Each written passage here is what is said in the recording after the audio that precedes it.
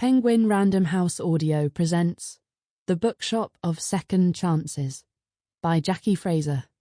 Read for you by Ell Potter.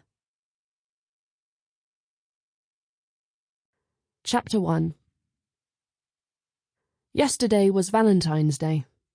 3 weeks since I lost my job, made redundant and turned out of my office with no notice, and 10 days since my husband, Chris, henceforth known as that bastard, left me.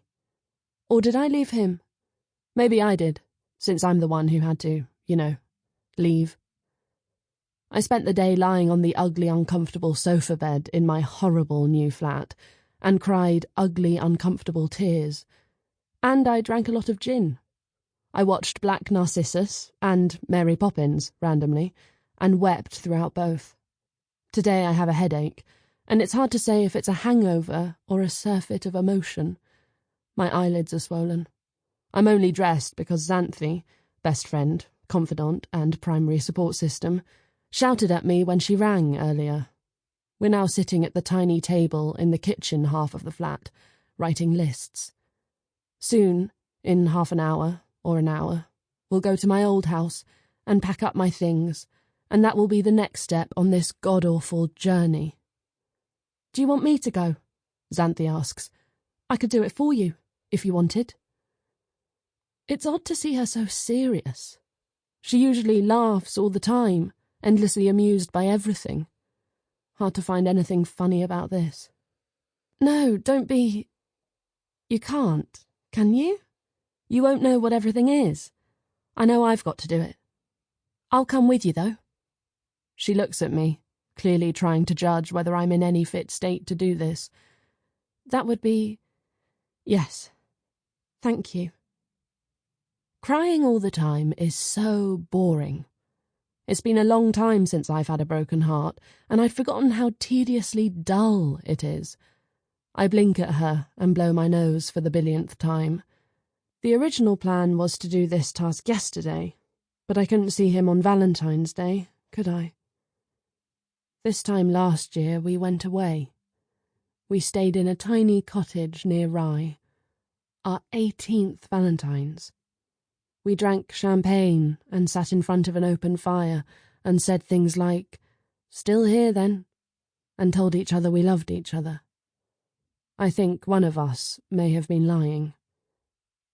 Because people who love their wives don't tend to sleep with their wives' friends, do they?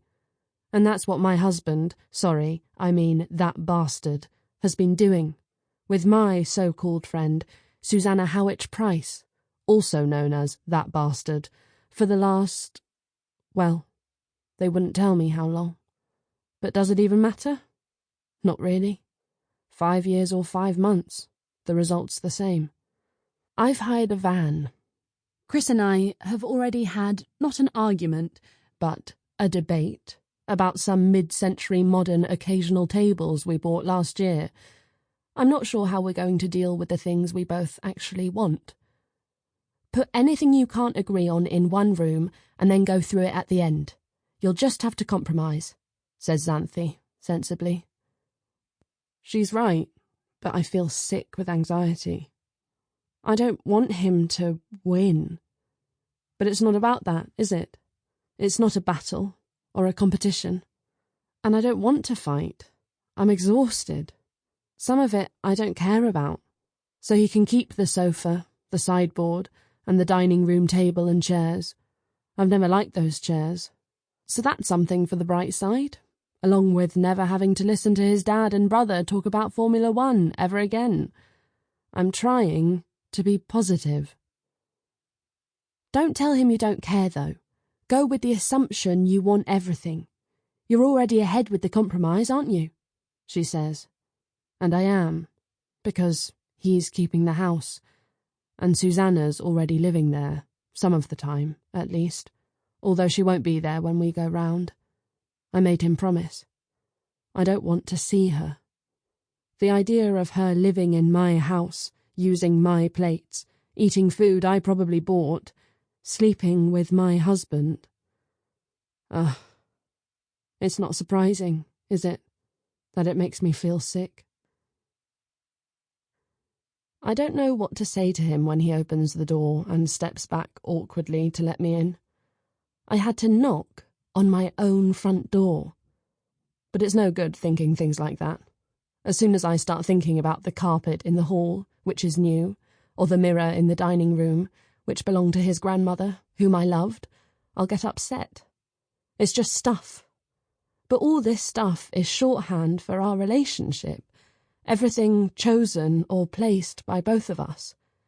1,000 decisions, the background to love. No, think about something else. Think about the practicalities. The easy things first. Up into the attic for the box of school books and the other boxes I moved to this house from the last house, and to there from the flat, and to the flat from my parents.